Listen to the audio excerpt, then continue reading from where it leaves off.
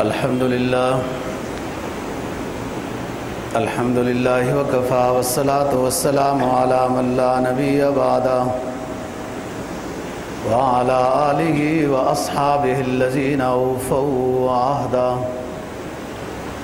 الذین هم خلاصة العرب العرباء وخیر الخلائق بعد الانبیاء اما بعد فاعوذ باللہ من الشیطان الرجیم بسم اللہ الرحمن الرحیم انا انزلناه فی لیلۃ القدر وما ادراک ما لیلۃ القدر لیلۃ القدر خیر من الف شہر تنزل الملائکۃ والروح فیہا باذن ربہم من کل امر سلام ہی حتی مطلع الفجر قال النبی صلی اللہ علیہ وسلم من قام لیلۃ القدر ایمانا واحتسابا غفر له ما تقدم من ذنبه صدق اللہ العظیم وصدق رسوله النبی الامی الکریم ونحن على ذلك لمن الشاہدین والشاکرین والحمد للہ رب العالمین۔ آخری پارے کی ایک سورت جس کا نام ہی قدر ہے وہ تلاوت کی، اور آپ صلی اللہ علیہ وسلم کا ایک فرمان جس کو امام بخاری نے روایت کیا ہے وہ آپ کے سامنے تلاوت کیا ہے۔ اس میں لیلۃ القدر کی فضیلت کا ذکر ہے، اور لیلۃ القدر کی رات رمضان میں ہوتی ہے اور رمضان کے آخری عشرے میں، اور پھر آخری عشرے کے روایات کے ساتھ ساتھ 27ویں شب کی روایات زیادہ راجح ہیں کہ 27ویں شب کو لیلۃ القدر ہوتی ہے۔ اس کو قدر کیوں کہتے ہیں؟ لیلۃ القدر، قدر والی رات۔ آسان ترجمہ تو یہ ہے کہ اس میں انسان اپنے گناہوں کی جب معافی کرا لیتا ہے تو اللہ کے ہاں قدر و منزلت والا ہو جاتا ہے۔ بعض رات نے قدر کا ترجمہ تنگی سے کیا ہے، تنگی سے، انشاءاللہ یہ بات کریں گے، اور قرآن میں یہ معنی استعمال ہوا ہے۔ لیلۃ القدر میں دنیا پہ اتنے فرشتے نازل ہوتے ہیں کہ زمین تنگ ہو جاتی ہے۔ ایمان والوں کو سلامتی کے لحاظ سے اگر ہوا نہیں آتی، سلامتی کے لحاظ سے دعا دینے کے لیے جبرائیل علیہ السلام کی نگرانی میں اتنے فرشتے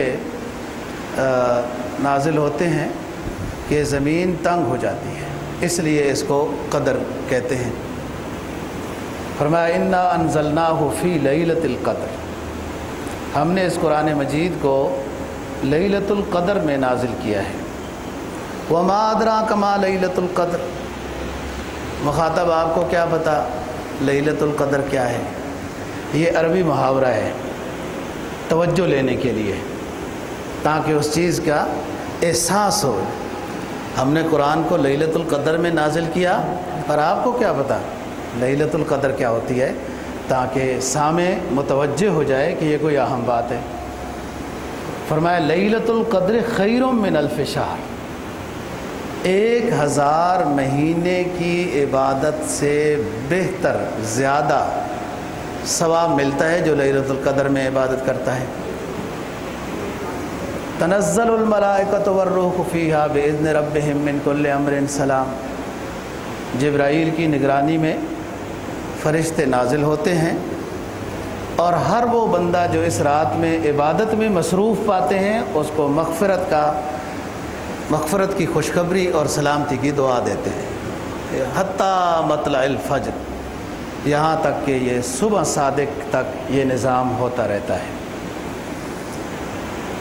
جناب نبی پاک صلی اللہ علیہ وسلم کا جو فرمان تلاوت کیا ہے، آپ نے فرمایا جس نے ایمان کی حالت میں اللہ کی رضا کی خاطر لیلۃ القدر کی رات میں عبادت کی تو اس کے سارے گناہوں کو معاف کر دیا جاتا ہے۔ ایک بات تو علمی بات ہے، پتہ ہونی چاہیے کہ قرآن مجید تو 23 سالوں میں نازل ہوا، اور اس صورت میں قرآن یہ کہہ رہا ہے کہ ہم نے اس کو لیلۃ القدر میں نازل کر دیا۔ تو دونوں باتوں میں فرق ہے۔ اکٹھا قرآن مجید ایک ہی مرتبہ نازل ہوا ایک جگہ پر، لوح محفوظ سے ایک جگہ پر، جب آپ صلی اللہ علیہ وسلم کو نبی بنانا چاہا اللہ نے۔ پھر ہدایت کے مطابق وہاں سے تھوڑا تھوڑا نبی پاک صلی اللہ علیہ وسلم نزل علی قلبک، اے نبی آپ کے قلب کے اوپر ہم نے پھر قرآن کو نازل کیا۔ دل یاد کرتا ہے، دماغ محفوظ رکھتا ہے۔ تو حافظے کمزور ہوتے ہیں، دل کمزور نہیں ہوتا۔ حافظے کمزور ہوتے ہیں، اور حافظے کا تعلق نیکی سے ہوتا ہے۔ تو نزل علی قلبک، آپ کے دل پر جو نازل ہوا وہ نزل باب تفعیل پر لے گئے، تھوڑا تھوڑا تھوڑا تھوڑا حسب ضرورت نازل ہوتا رہا۔ اکٹھا نازل ہوا لوح محفوظ سے آسمان، اس لیے یہاں پر جو ذکر ہوا اکٹھا نازل ہونے کا۔ دوسری بات یہ کہ لیلۃ القدر خیر من الف شہر، 1000 مہینے کی عبادت سے زیادہ بہتر عبادت ہے لیلۃ القدر کی رات میں عبادت کی جائے۔ 1000 مہینے کیا مطلب ہے؟ کہہ دیا جاتا 10 سال 50 سال یا پوری زندگی سے بہتر ہے۔ یہ لفظ 1000 کیوں استعمال ہوا، یہ سمجھنے کی بات ہے۔ نبی پاک صلی اللہ علیہ وسلم ایک واعظ میں اپنی نصیحتوں میں عبادت پر ترغیب دے رہے تھے، کیونکہ یہ جو بیانات ہوتے ہیں نا، بیانات تو وہی ہوتے ہیں جو آپ نے بھی کئی دفعہ سنے ہو۔ لیلۃ القدر اب 1440 سال ہو گئے، ہر سال اس کی فضیلت بیان ہی ہوتی ہے۔ فضیلت تو وہی ہے جو ہر سال بیان ہوتی ہے، وہی کوئی نئی فضیلت تو نئی نازل نہیں ہوتی۔ آپ صلی اللہ علیہ وسلم پر تو نبوت ختم، اس کے بعد تو کوئی پیغمبر نہیں، کوئی وحی نہیں ہے۔ وہی فضائل ہیں لیکن ہر سال سنے جاتے ہیں، وہی فضائل سنے جاتے ہیں۔ تو یہ فضائل کے بیان کرنے سے انسان کا ایمان جاگتا ہے، ایمانی پودے کو آب حیات ملتی ہے۔ یہ اچھے لوگوں کی گفتگو کرنے سے، قرآن و حدیث کے فضائل کی بات کرنے سے یہ بجھے ہوا دل بیدار ہوتا ہے۔ یہ ایمانی درخت کو، شجرہ طیبہ کو پانی ملتا ہے، جذبہ پیدا ہوتا ہے کہ میں تو بڑا کمزور ہوں، مجھے بھی اللہ عبادت کی توفیق دے۔ اور یہ مطلوب شریعت ہے، یہ چیز کو تیار کرنا، اس کو ترغیب دینا۔ آپ ترغیب دے رہے ہیں لوگوں کو، واعظ و نصیحت کر رہے ہیں عبادت پر، توبہ پر، ذکر و اذکار پر۔ تو بنی اسرائیل کے ایک شخص کا ذکر کیا اپنی تقریر میں آپ صلی اللہ علیہ وسلم نے، اور فرمایا کہ 1000 مہینہ وہ شخص جہاد اور عبادت میں مصروف رہا۔ 1000 مہینہ۔ صحابہ دل میں پریشان ہوئے۔ 1000 مہینہ 83 سال عبادت، تو ہماری تو اتنی عمریں ہی نہیں ہیں، اور یہ شخص اتنی عبادت کرتا رہا۔ بعض مرتبہ واعظ و نصیحت کے مجلس میں آپ نے حضرت ایوب علیہ السلام کا ذکر کیا کہ یہ 80-90 سال تک عبادت میں مصروف رہے، ناغہ نہیں ہوا۔ حضرت حزقیل علیہ السلام کا ذکر ہوا، حضرت یوشع بن نون کا ذکر ہوا علیہ السلام، حضرت زکریا علیہ السلام کا ذکر ہوا۔ تو حضرات صحابہ، ان کو تو قرآن نے یہ کہا ہے نا کہ سابقون السابقون، یہ تو آگے بڑھنے والے لوگ تھے۔ 11ویں پارے سورہ توبہ ختم ہو رہی نا، التائبون العابدون الحامدون السائحون، یہ وہ لوگ تھے۔ ان اللہ اشتری من المؤمنین انفسهم واموالهم بان لهم الجنہ، صحابہ اس مبارک جماعت کا نام ہے۔ ان مبارک نبی کے شاگردوں کا نام ہے جنہوں نے اپنی جان اور مال کو بیچ دیا تھا جنت کے عوض میں، اللہ رسول کی رضا کی عوض میں اپنے آپ کو بیچ دیا۔ ان اللہ اشتری من المؤمنین انفسهم واموالهم بان لهم الجنہ۔ یہ تو ہر نیکی میں سبقت کرنے والے تھے، پریشان ہوئے، یہ پریشانی آپ تک پہنچی کہ میرے صحابہ اس لحاظ سے پریشان ہوئے کہ ہم اگر اپنی پوری زندگی عبادت کرتے بھی رہیں تو ہماری زندگی تھوڑی ہیں، وہ سابقہ امت والے تو ہم سے جیت گئے، ان کی تو عمریں زیادہ تھیں۔ جیسے آپ نے ان پیغمبروں کا ذکر کیا، اس مجاہد کا ذکر کیا، تو اس پر اللہ رب العزت نے نبی پاک صلی اللہ علیہ وسلم پر یہ صورت نازل فرمائی کہ اے نبی، آپ کی شریعت کو ہم ایسی رات دے رہے ہیں جو ہر سال آئے گی، اور اس رات عبادت کرنے میں خیر من الف شہر ہے، 1000 مہینے کی عبادت سے زیادہ ثواب ملے گا۔ زیادہ کی حد بندی نہیں کی ہے، جتنی جس کی صلاحیت ہوگی، جتنا جس کا اخلاص ہوگا۔ بعض دفعہ ایک بندہ کئی دنوں تک دعا کرتا رہتا ہے، اور بعض دفعہ ایک بندہ اسی وقت کرتا ہے اور ہو جاتی ہے، وہ دل کی کیفیت کی بات ہے، کتنے اخلاص اور کتنی نیت کے ساتھ یہ مانگ رہا ہے۔ اور بعض دفعہ اللہ تعالیٰ خود بھی ڈھیل دیتے ہیں کہ بندے کا مانگنا پسند ہوتا ہے، جیسے آج اس کا کام ہو جائے گا، مانگنا تو اس نے بند کر دینا ہے، وہ ادا اللہ کو پسند ہوتی ہے اور بندہ سمجھتا ہے میرا کام نہیں ہو رہا ہے۔ بہرحال خیر من الف شہر، تو اس وقت یہ الف شہر کا لفظ اس لیے ہوا کہ آپ نے تقریر میں یہی بیان فرمایا۔ فرشتے نازل ہوتے ہیں جبرائیل علیہ السلام کی نگرانی میں۔ فرشتوں کے علاوہ اللہ اوپر سے اعلان بھی کر سکتا ہے کہ جو لیلۃ القدر میں، اس کو تو پتہ ہے، وہ علیم بذات الصدور ہے۔ یہ تو دنیا مسجد بھری ہوئی ہے لیلۃ القدر میں، گھروں میں عبادت ہو رہی، تلاوت، ذکر و اذکار ہو رہا ہے، جتنی بڑی مسجد ہے اتنے بڑے زیادہ رش کے ساتھ لوگ بیٹھے ہیں، اللہ کو تو معلوم ہے، فرشتے بھیجنے کی کیا ضرورت ہے؟ کوئی وجہ ہے، فرشتوں کو بھی کچھ دکھانا تھا۔ فرشتوں سے جب مشورہ لیا تھا تو انہوں نے تھوڑی سی بیزاری کا اظہار کیا۔ فرشتوں نے کہا اتجعل فیہا من یفسد فیہا ویسفک الدماء، اے اللہ آپ ایسی مخلوق کو پیدا کر رہے ہیں، لڑائی جھگڑے کریں گے، خون بہائیں گے، یوں کریں گے، اس کو پیدا کر رہے ہیں عبادت کے لیے، تو ہم جیسا کوئی بھی نہیں ہے۔ نحن نسبح بحمدک ونقدس لک، فرشتوں نے یہ بات کہی نا، عبادت کے لحاظ سے ہم اعلیٰ ہیں، اور آپ ایک ایسی مخلوق کو پیدا کر رہے ہیں، لڑائی جھگڑا کرے گی یوں۔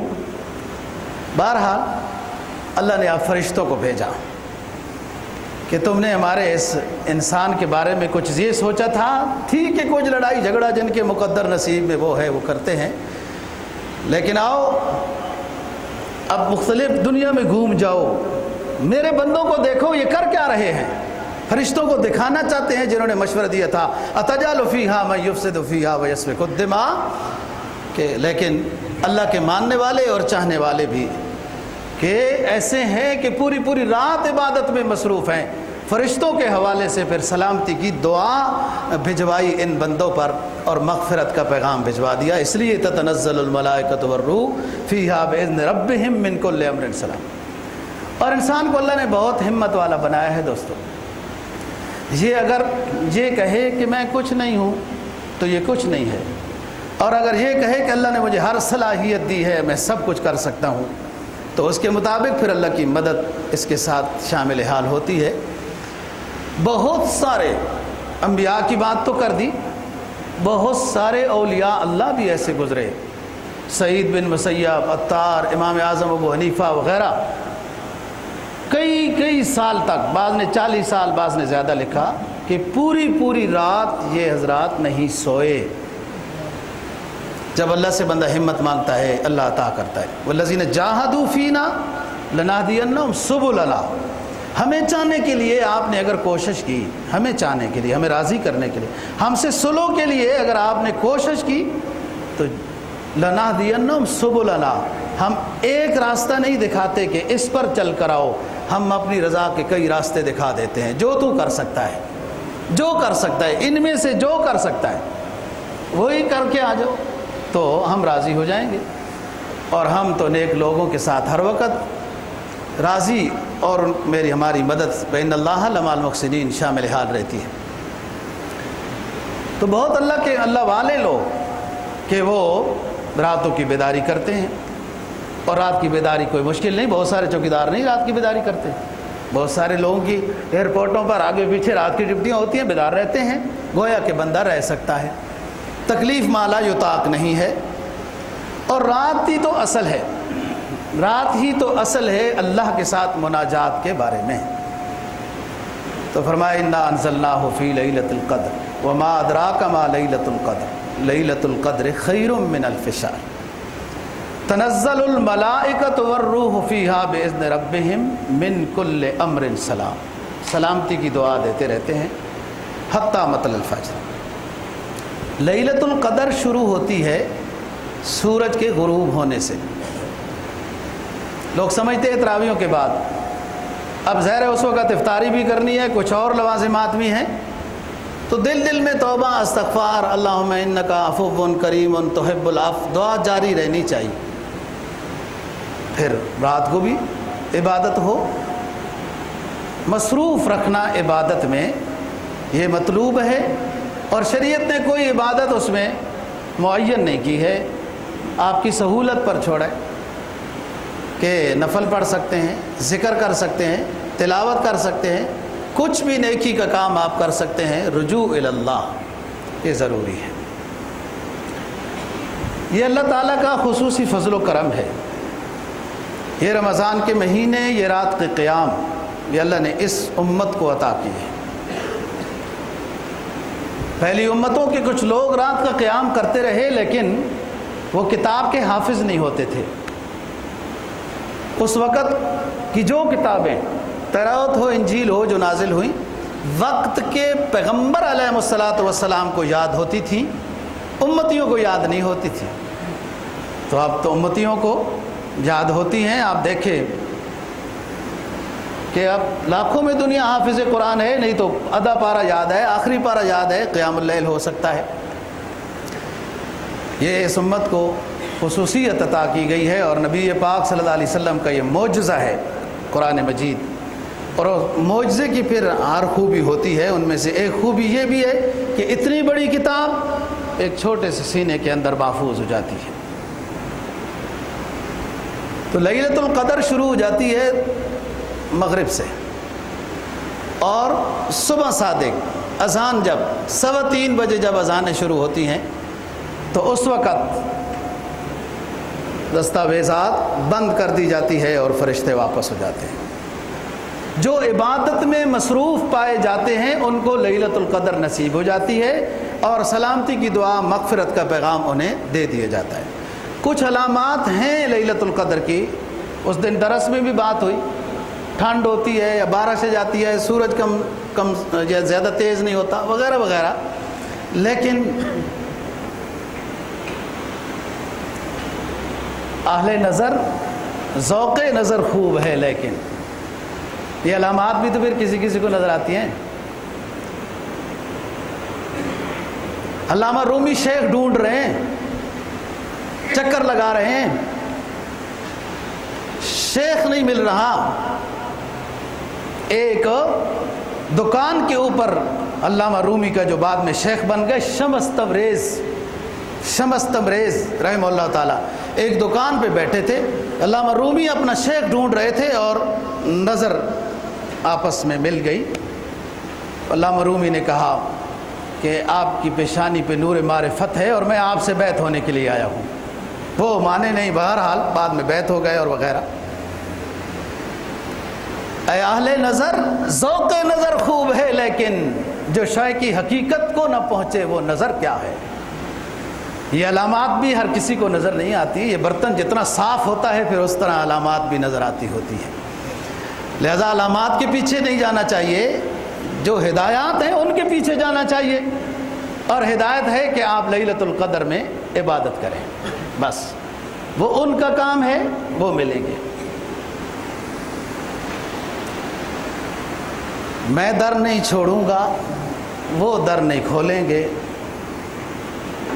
اپنی اپنی مرضی ہے، میں ادھر پڑا رہوں گا، وہ ان کی مرضی ہے، جب دروازہ کھول دیں میری مغفرت کر دیں۔ جو ہمارے ذمہ کام ہے وہ ہدایات پر عمل کرنا ہے، علامات وہ خود ہو جائیں گی۔ اللہ عطا کر دے گا۔ اور جب بندہ یکسوئی کے ساتھ عابد بن جاتا ہے تو پھر علامات بھی مل جاتی ہیں، کرامات بھی مل جاتی ہیں۔ جب ان کے پیچھے لگا رہتا ہے تو پھر نہیں ملتی۔ مغرب سے فجر تک حدیث میں آتا ہے اور بخاری کی روایت ہے، ندا لگتی رہتی ہے آسمان دنیا پہ۔ ایک روایت میں آتا ہے کہ اللہ خود نیچے کما ہوا شان ہو، اللہ خود نیچے جلوہ افروز ہو جاتے ہیں۔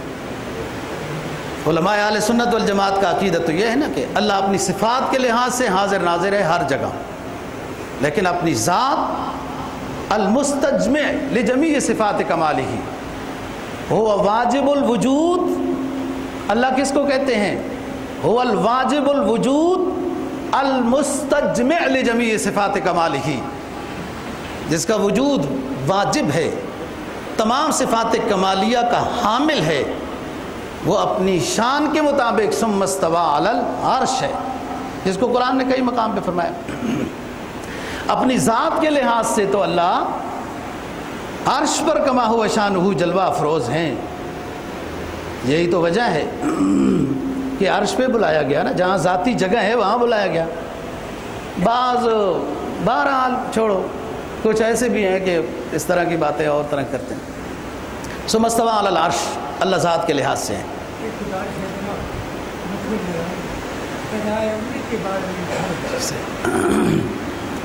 اپنی ذات کے لحاظ سے وہاں ہیں تو کما ہوا شانہ، اللہ پاک اپنی ذات کے لحاظ سے آسمان دنیا پہ نازل ہوتے ہیں، اور یہ نزول سال میں 2 مرتبہ ہوتا ہے۔ ایک مرتبہ میدان عرفات میں کما ہوا شانہ اور محسوس ہوتا ہے،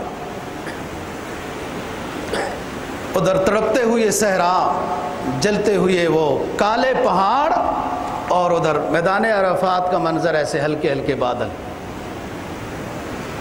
اور دوسرا رمضان میں، پورے رمضان میں اور خصوصاً آخری عشرے میں بہت زیادہ توجہ کے ساتھ کما ہوا شانہ اللہ آسمان دنیا پہ جلوہ افروز ہوتے ہیں، اور یہ ندا لگتی ہے جو ابھی بتاتا ہوں۔ بعض رات نے کہا یہ فرشتوں کے ذمہ ہوتا ہے، اللہ فرماتے ہیں کہ میری طرف سے یہ ندا لگا دو۔ فرمایا الا هل من داع فاستجاب له، الا هل من داع فيستجاب له، کیا ہے کوئی مجھ سے دعا مانگنے والا کہ میں اس کی دعا قبول کر دوں؟ الا هل من سائل فأوتی، کیا ہے مجھ سے کوئی سوال کرنے والا کہ میں اسے عطا کر دوں؟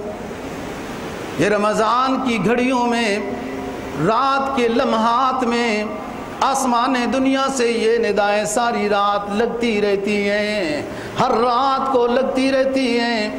الا هل من تائب فاتوب علیہ، کیا ہے کوئی مجھ سے سلو کرنے والا، توبہ کرنے والا، میں اس کی توبہ قبول کر لوں؟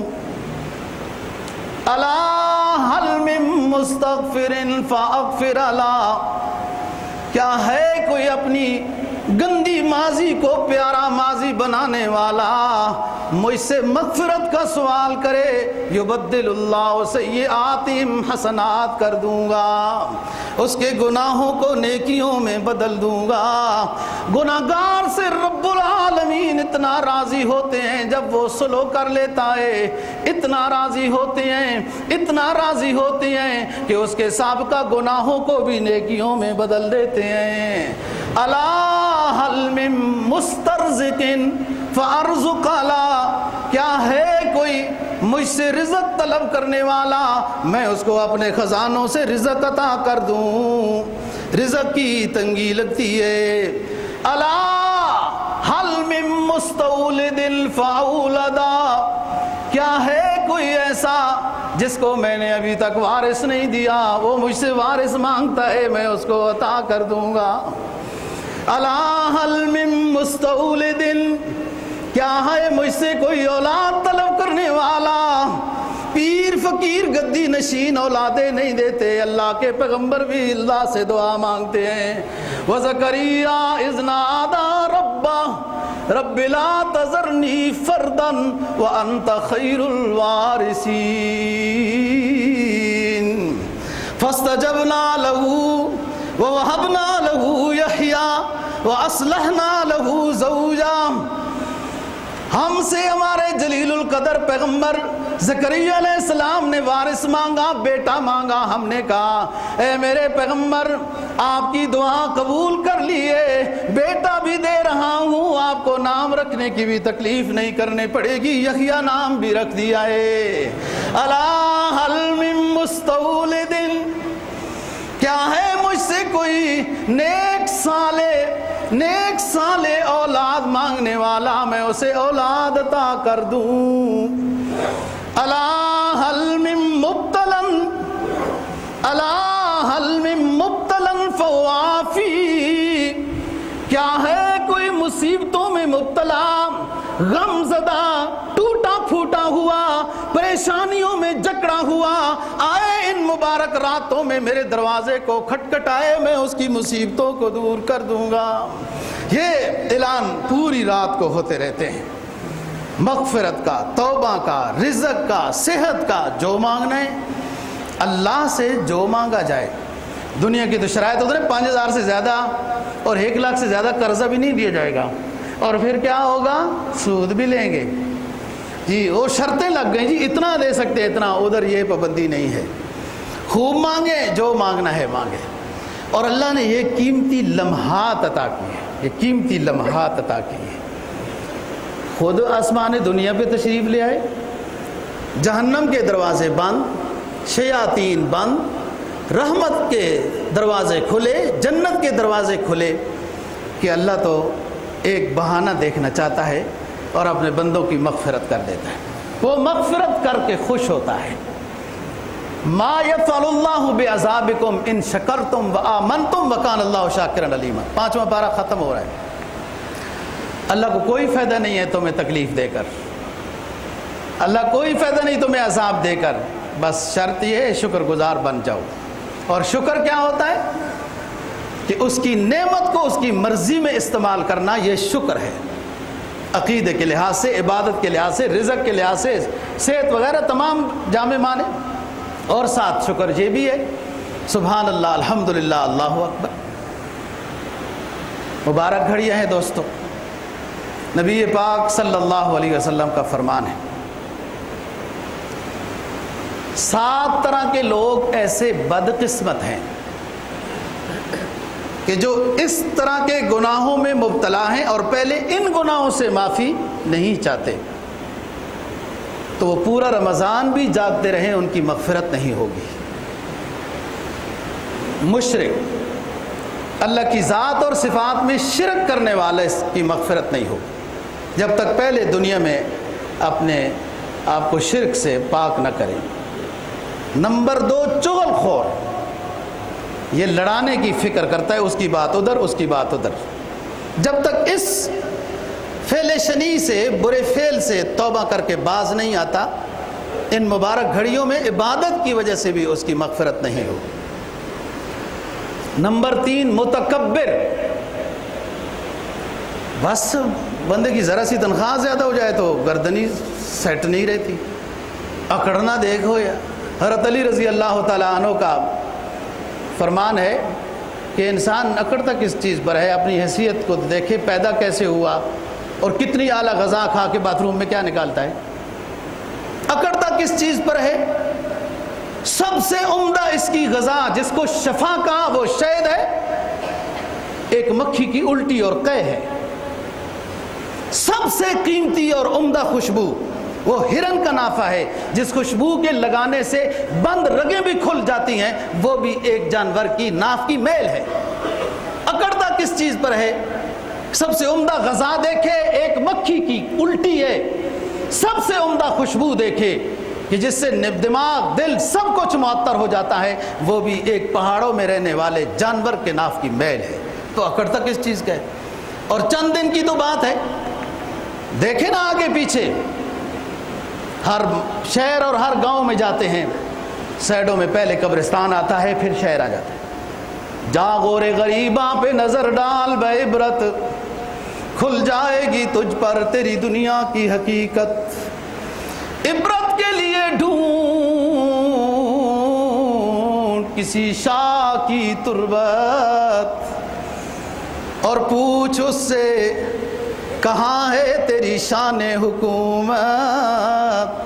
کل تک جو برا تھا تیرا وہ غرور آج کہاں ہے، اے کاسہ سر بتا وہ تاج کہاں ہے۔ اکڑ تک کس چیز پر ہے؟ سب سے پہلا وہ شخص مشرک جس کی مغفرت نہیں، نمبر 2 چغل خور، نمبر 3 متکبر۔ کیا ہوتا ہے تکبر؟ اچھا کپڑا پہننا تکبر نہیں، اچھا مکان بنانا تکبر نہیں۔ حدیث سے پوچھا گیا، صحابہ نے پوچھا حضرت اچھا کپڑا ہم پہنتے ہیں تو تکبر ہے؟ اچھی سواری رکھنا تکبر نہیں، اچھی غذا حلال استعمال کرنا تکبر نہیں، اعلیٰ سے اعلیٰ خوشبو یا جوتا استعمال کرنا تکبر نہیں۔ تکبر یہ ہے کہ دوسرے انسان کو حقیر سمجھنا، خواہ نیکی کے لحاظ سے ہو، دنیاوی لحاظ سے ہو، رنگ روغن کے لحاظ سے ہو، قد کے لحاظ سے ہو، اسی لحاظ سے بھی دوسرے انسان کو حقیر سمجھنا، اپنے آپ کو اچھا سمجھنا، یہ تکبر ہوتا ہے اور اس سے بچنا ہے۔ نمبر 4 والدین کے نافرمان، اس کی مغفرت نہیں ہوگی، پہلے والدین کو راضی کرے۔ نمبر 5 بدکار عورت جو اس ذریعے سے پیسہ کماتی ہے۔ نمبر 6 شرابی جو شراب کا عادی ہے، جب تک وہ شراب سے اپنے آپ کو توبہ نہیں کرتا، نہیں بچاتا، تو اس وقت تک ان مبارک گھڑیوں میں بھی اگر وہ عبادت کرتا رہے تو اس کو عبادت قبول نہیں ہوتی۔ اور بعض روایات میں ٹخنے چھپا کر رکھنا بھی آتا ہے۔ بابو صاحبان تعویل کرتے رہنا، ما اسفل من الکعبین من الازار فی النار، چھوٹی شلوار ہونی چاہیے۔ ہم بھی دارالخلافہ میں رہتے ہیں، آپ بھی دارالخلافہ میں رہتے ہیں، ہماری شلوار کا ناپ بھی تو ٹخنوں سے اوپر ہوتا ہے۔ ہمیں تو ابھی تک کسی نے نہ کسی مارکیٹ سے جانے سے منع کیا اور کسی جگہ سے جانے سے منع کیا۔ جی بات یہ اپنے اندر شریعت کو ماننے کی صلاحیت ہو، بس شریعت کو ماننا ہے۔ جس وفا میں وہ خوش نہ ہو وہ وفا نہیں، جس جفا میں وہ خوش ہو وہ جفا ہی نہیں۔ جب وہ یوں فرما دیں تو بس یوں ہے، ہمیں سمجھ آئے یا نہ آئے۔ نبی پاک صلی اللہ علیہ وسلم خطبہ دینے کے لیے تشریف لا رہے ہیں، مسجد نبوی کے منبر کے زینوں پر چڑھتے ہیں، آمین، دوسرے زینے پر چڑھتے ہیں آمین، تیسرے زینے پر چڑھتے ہیں آمین۔ صحابہ نے پوچھا حضور آج عادت سے ہٹ کر آپ نے اونچی اونچی آمین فرمائی۔ آپ نے فرمایا میں جیسے خطبے کے لیے منبر پر چڑھنے لگا تو جبرائیل علیہ السلام آ گئے اور کہا کہ جس کو رمضان کا مہینہ نصیب ہو سے تو عافیت میں، اور وہ اپنی مغفرت نہ کرا سکے، اللہ نے کہا وہ ہلاک ہو جائے۔ تو مجھے حکم تھا کہ آمین کریں، کیونکہ رمضان میں مغفرت کرانا آسان ہے، یہ اتنی قیمتی گھڑیاں متوجہ ہیں۔ اور دوسری سیڑھی پر جب میں نے قدم رکھا تو بددعا کی جبرائیل نے کہ جس کو والدین دونوں یا ان میں سے ایک نصیب ہو جائے اور وہ خدمت کے محتاج ہیں اور یہ خدمت کر کے اپنی مغفرت نہیں کرا سکا، خدمت نہیں کی، ہلاک ہو جائے یہ اولاد، مجھے حکم تھا آمین کہو۔ اور تیسری سیڑھی پر جب قدم رکھا تو مجھے یہ بتایا گیا کہ جس امتی کے سامنے آپ کا علم مبارک، علم اس ذاتی نام کو کہا جاتا ہے کہ جو والدین نے رکھا ہو، وہ آپ کا علم مبارک محمد صلی اللہ علیہ وسلم۔ باقی آپ کے اوصاف ہیں، بعض رات نے اوصاف لکھ دیے ہیں 99، کسی نے 100، کسی نے 200، لا یعد ولا یحصیٰ۔ نہ اللہ کی صفات کا احاطہ ہے، نہ پیغمبر کی صفات کا احاطہ ہے۔ اور اگر شوق رکھتے ہو اس چیز کو پڑھنے کا تو دلائل الخیرات والے بزرگ نے کوشش کی ہے نبی پاک صلی اللہ علیہ وسلم کے اوصاف کو جمع کرنے کی، اور قصیدہ بردہ والے بزرگ نے جمع کیے ہیں نبی پاک صلی اللہ علیہ وسلم کی خوبیوں کو، کوشش کی ہے۔ ورنہ تو شیخ سعدی والا جملہ ہے وصف تراک کند اے نبی چہ سعدی نا تمام، یہ سعدی جس نے ختم ہو جانا ہے یہ اس کی تعریف کرے جس کی نبوت اور خوبیاں ختم ہی نہیں ہو سکتی، یہ کیسے ہو سکتا ہے؟ دونوں میں نسبت ہی نہیں ہے نا۔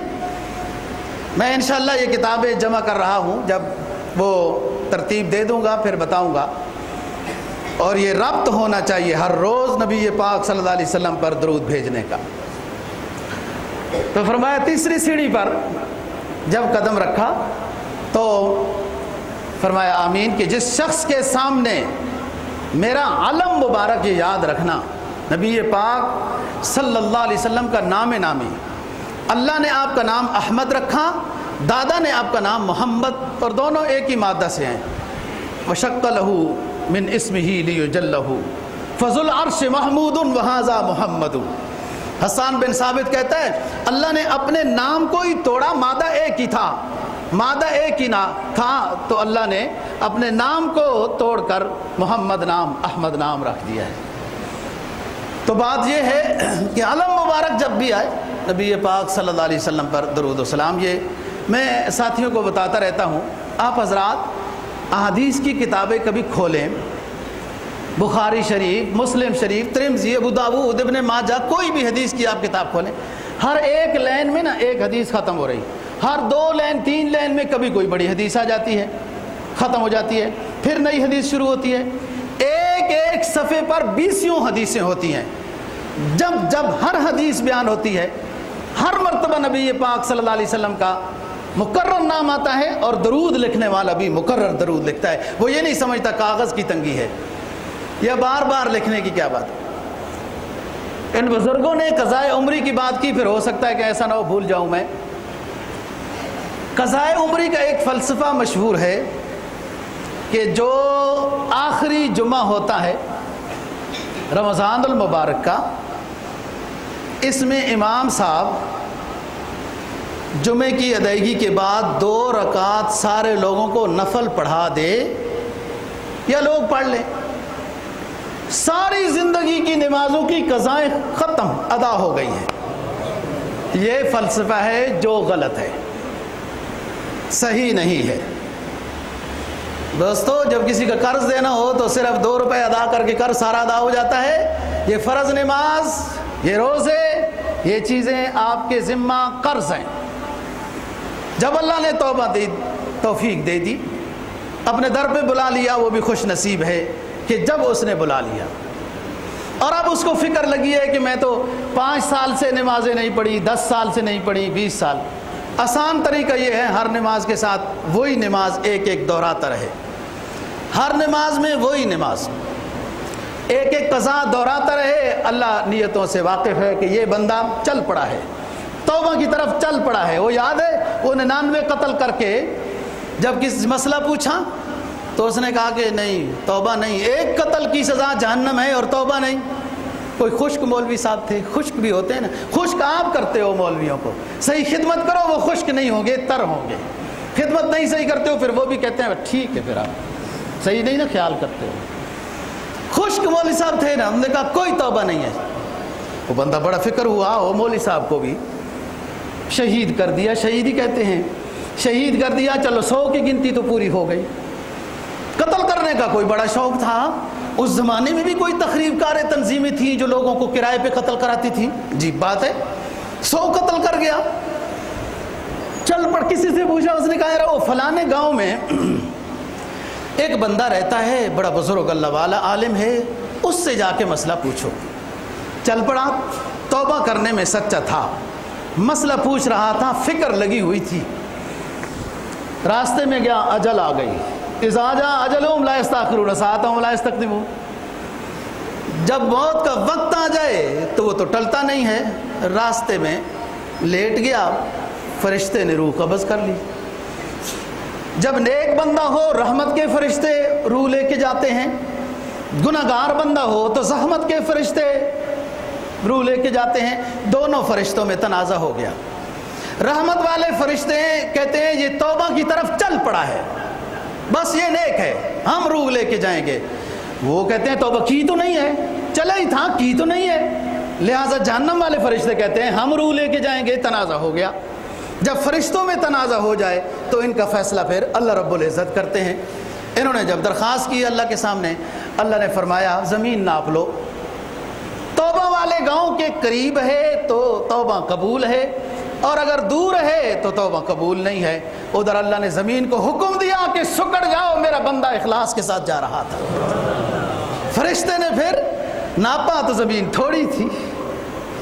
سمجھانا یہ چاہتا ہوں دوستو کہ انسان صدق کے دل سے جب اللہ سے معافی مانگتا ہے اور چل پڑتا ہے، جب ہر نماز کے ساتھ ایک ایک قضا ہو رہی ہے، اگر زندگی نے وفا نہیں بھی کی تو زندگی اس کے قبضے میں تھی۔ یہ زندگی ہوتی 200 سال تو ہم 200 سال بھی قضا ہر نماز کے ساتھ کرتے رہتے، لیکن زندگی اس کے قبضے میں تھی، جلدی ختم ہو گئے۔ تو بات یہ دوستو، یہ مبارک گھڑیاں، یہ لمحات، یہ قیمتی چیزیں ہیں۔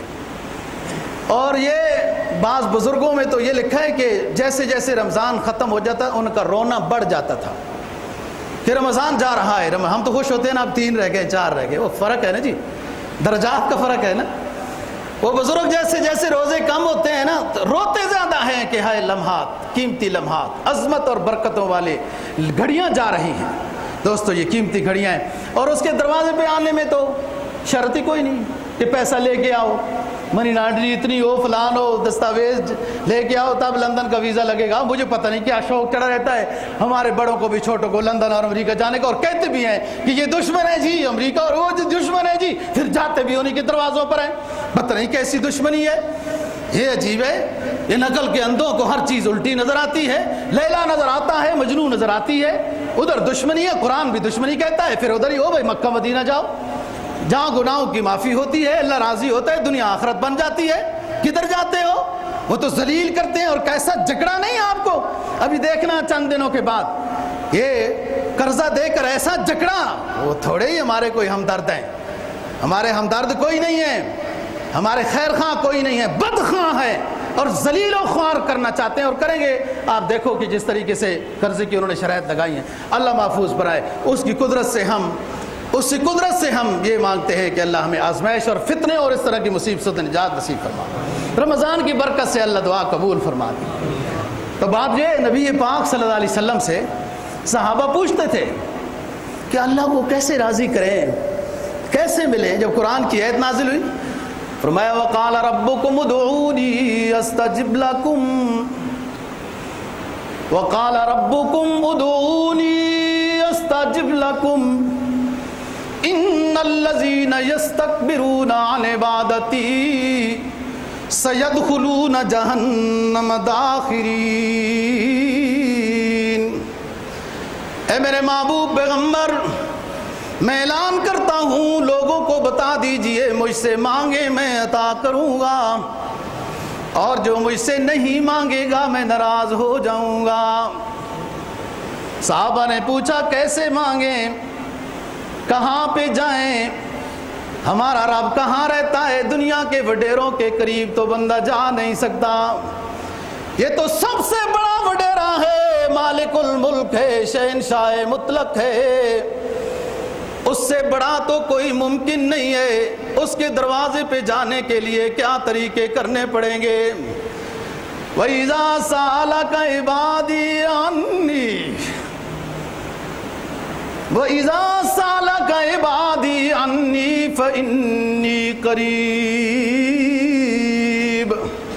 اے میرے محبوب پیغمبر، جب ایمان والے مجھ سے ملنے کا تجھ سے پتہ پوچھتے ہیں کہ میرا رب، تیرا رب کہاں ہے، انہیں بتا دیجئے انی قریب، میں تو بڑا قریب رہتا ہوں۔ ذرا گردن جھکائی دیکھ لی، تصویر یار قلب میں ہوتی ہے۔ جو جس کو یار بنائے، جنہوں نے اللہ اور اللہ کے رسول کو یار بنایا، وہ دیکھتے ہیں اللہ قریب ہے۔ پھر ایک صحابی نے پوچھا حضور قریب کی بھی تشریف فرما دیجئے، کتنا قریب ہے ہمارا رب؟ کیا رات کی تنہائیوں میں اٹھ کر جانا پڑے گا مسجد میں، یا کہیں اور خانقاہ میں جانا پڑے گا؟ قریب کتنا ہے؟ قرآن نے سورہ قاف 26ویں پارے میں اعلان کر دیا وَنَحْنُ أَقْرَبُ إِلَيْهِ مِنْ حَبْلِ الْوَرِيدِ، میں بندے کی شاہ رگ سے بھی زیادہ قریب ہوں۔ شاہ رگ تو یہ اس سے بھی زیادہ قریب ہوں، کوئی مجھ سے مانگنا چاہے۔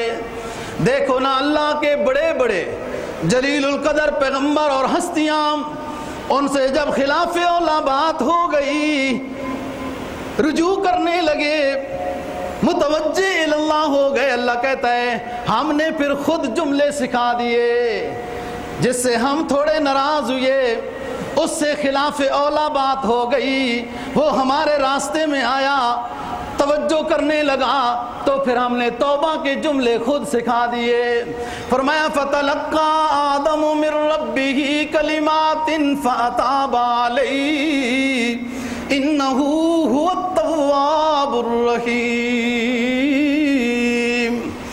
ہم نے آدم کو اور اس کی بیگم کو، اور واللہ عالم تفصیل والے عجیب عجیب باتیں لکھتے ہیں، کہتے ہیں آدم علیہ السلام نہیں جانا چاہتے تھے اس درخت کے قریب، بیگم نے کہا کیا ہوتا ہے، کوئی بات نہیں، لے لیتے ہیں درخت کو، توڑ لیتے ہیں، اتنی فضیلت جو یہ بندہ بتا رہا ہے بڑا معصوم سا ہے، وہ تھا تو وہ ابلیس۔ تو بیگم کہتی ہے یوں کر لو یوں کر لو، بہرحال استخارہ کر لیا کرو، سوچ لیا کرو کہ ایسا نہ ہو، ایسا کوئی مشورہ نہ ہو جائے۔ فرمایا وَلَا تَقْرَبَا هَذِهِ الشَّجَرَةَ، آپ دونوں میاں بیوی جنت میں گھومے رہیں، سوئے جاگیں، ہر نعمت استعمال کریں، امتحان کے لیے صرف یہ درخت ہے اس کے قریب نہ جانا۔ کھانا تو دور کی بات ہے، غلطی ہو گئی، اب متوجہ اللہ ہو گئے، رجوع سچا تھا۔ اللہ فرماتا ہے ہم نے آدم کو پھر خود جملے سکھا دیے کہ یوں مانگے ہم راضی ہو جائیں گے۔ فرمایا ربنا ظلمنا، میدان عرفات میں اتر آئے، اور یہ جملے یہاں میدان عرفات کے قریب جگہ بنی ہوئی ہے جہاں آدم علیہ السلام کی توبہ قبول ہوئی، جبل الرحمہ، جملے بولے جو اللہ نے عطا کر دیے کہ یوں مانگے ہم راضی ہو جائیں گے۔ پتہ نہیں آپ لوگ بادشاہوں کے ساتھ کبھی ملے ہیں نہیں، باہر کی دنیا کے بادشاہوں کے ملنے کی بڑی عجیب عجیب شرائط ہیں، اور وہاں جبے بھی رکھے ہوئے ہوتے ہیں کہ آپ اپنا لباس اتاریں اور یہ جبہ پہنے، یہ چیز پہنے، اور پھر اب نظام بدلتا جا رہا ہے۔